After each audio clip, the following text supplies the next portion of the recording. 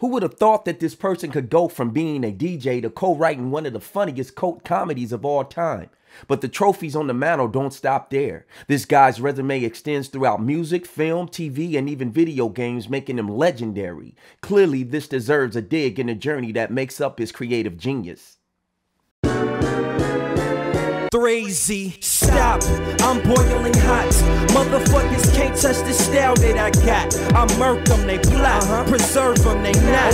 Built for this game, these niggas don't deserve to wear chains. No, sir. So I'm chilling in the cut like a band-aid, thinking of a million ways just to get paid. Over that money, man, your whole clique gets sprayed.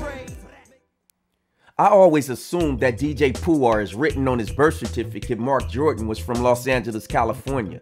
But while gathering information for this video, I found an additional place of birth listed, Kansas City, Missouri. What everyone does agree on is that he was born on June 29th, 1966, and that he was a past member of two popular DJ crews that came out of Los Angeles. The first of those crews, Uncle Jam's Army, was once the #1 dance promotion crew on the West Coast. In 1978, when friends Roger Clayton, Arthur Gidd Martin, Charles Alvon Woods, and Tony Martin decided to join up to promote dances throughout LA, they brought in electro music that was popular on the East Coast and would soon have an influence on West Coast versions of electro music and hip-hop. The group would maintain their success in hip-hop and DJing up until sometime around 1988. The rise of gangsta rap on the West Coast impacted their popularity, since the music that they created and DJ was considered to be happy music. Some other notable members would include Egyptian Lover and Ice-T. In 1987, DJ Pooh would join up with later generation members Bobby DJ Bobcat Irvin, Daryl Big Dad Pierce, and Dwayne Muffler Simon to form their own DJing and production crew, which would later be named LA Posse by the late Jam Master Jay. That year, LA Posse was signed by Def Jam Records founder Russell Simmons and produced tracks on LL Cool J's highly successful second album, Bigger and Deffer. Before leaving Def Jam, LA Posse would go on to produce tracks for The Real Roxanne and LL Cool J's Walking with a Panther and Mama Said Knock You Out LPs. In 1988, DJ Pooh produced most of the tracks on King T's Act a Fool album.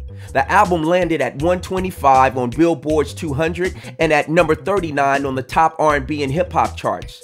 The track Bass made it to number 19 and Act a Fool made it to number 29 on the Hot Rap Songs chart. In 1989, after signing with Atlantic Records, LA Posse produced Breeze's album The Son of No One, in which DJ Pooh received production credit on the track Going Through a Phase. 1990 would team DJ Pooh back up with King T on his At Your Own Risk album. And just like before, he would produce the majority of the tracks on the album. 1990 also landed him a spot on the Return to Superfly soundtrack, a film starring Nathan Purdy and Samuel L. Jackson. 1991 brought him production credits on the soundtrack of John Singleton's film Boys in the Hood for songs Mama Don't Take No Mess by Yo-Yo and Every Single Weekend by West Coast Cam.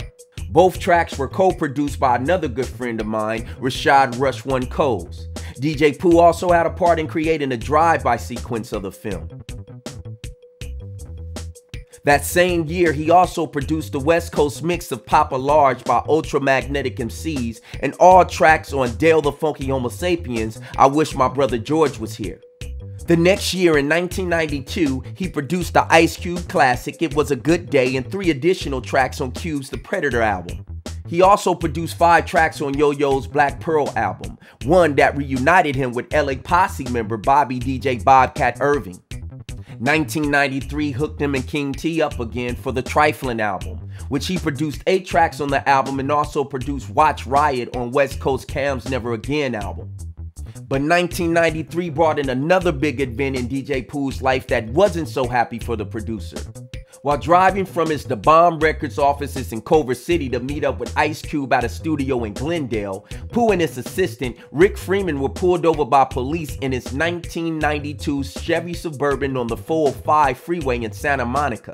It was said that 25 to 30 police cars and a helicopter was used to detain DJ Pooh and Rick Freeman because they were suspected of bank robbery. After being cuffed for about 30 minutes, both of them were released. DJ Pooh, aside from being kicked down to the ground and having his face shoved into the concrete, suffered mental stress and torn knee ligaments. This all started after officers claimed that there had been a robbery earlier at a nearby credit union. While searching for suspects, an officer spotted DJ Pooh's Suburban and stated that he was driving erratically. That initiated him to call in for backup because he had believed that it could have been the vehicle used in the robbery.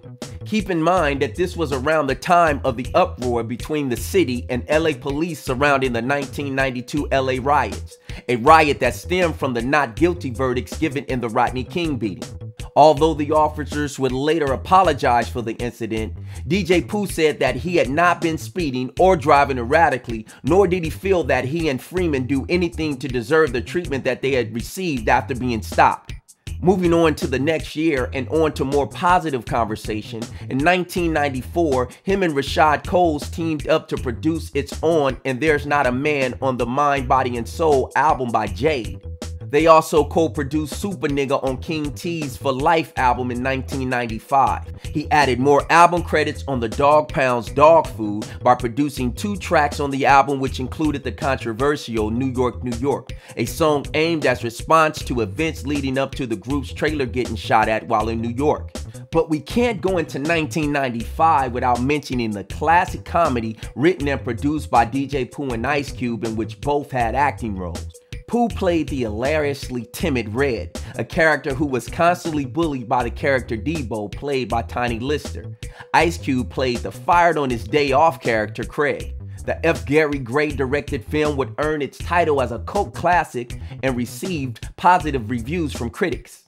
Rotten Tomatoes gave it a 74% rating, and in addition to its success amongst movie lovers, it was also successful in helping launch the career of the comedic, screeching-voiced Chris Tucker. Bernie Mac, Faizon Love, Nia Long, John Witherspoon were other greats that were also included in the film. We were also given some dope catchphrases and memes as well. My grandmama bought me that chain, and bye Felicia, to name a few. And who can forget Miss Parker? Damn. In 1996, DJ Pooh produced When We Ride on Tupac's All Eyes on Me double album and 6 tracks including Snoop's Upside Your Head on Snoop Dogg's The Dogfather album, which had features from Charlie Wilson and Tina Marie. It was in 1997 that DJ Pooh would finally release an album of his own called Bad News Travels Fast. The album had songs featuring Charlie Wilson, the late Roger Troutman, and popular West Coast artists such as Threat, West Coast Cam, Badass of the Dogg Pound, Trey D of the Eastsiders, and the West Covina native Mr. Grimm. The Atlantic Records released 15-track album would receive 3 out of 5 mics from The Source and 3 out of 5 stars from AllMusic. He was also a writer on one episode of Saturday Night Live that year. 1998 reunited DJ Pooh with Snoop Dogg and Charlie Wilson on Show Me Love off of Snoop's The Game Is To Be Sold Not Told album. Although 1999 would be quiet for DJ Pooh, the year 2000 brought in production credits on Snoop's hit Rocks off of Dead Man Walking, a compilation put out by Death Row Records, and character credit on the Friday sequel Next Friday, which starred Ice Cube and Mike Epps. Pooh also wrote, directed, and released his second film, 3 Strikes, which starred Brian Hooks, Faizon Love, with Inbush Wright, David Allen Gear, and George Wallace also being casted in the film. DJ Pooh also starred in the film playing multiple characters. It did not do as well as Friday, nor was it rated by Rotten Tomatoes. However, it did earn a 4.5 out of 10 from the critics at IMDb. Released in 2001, DJ Pooh returned as writer, producer, director, and actor with the release of the film The Wash, a remake of the 1976 film Car Wash.